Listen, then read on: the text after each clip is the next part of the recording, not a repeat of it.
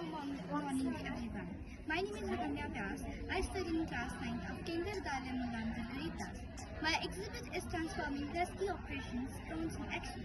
Drones provide a bird's eye view, rapidly assessing the extent of damage, identifying survivors and guiding people to critical locations.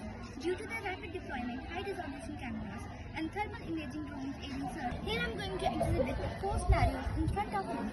In the scenario 1, the tsunami has impacted the area in which, with the help of drone, we can provide food to the injured persons who need it most. In the second scenario, any person is stuck in the mountain. With the help of drone, it can provide light and the way. In the third scenario, as we all know, aeroplanes cannot land or cannot reach anywhere.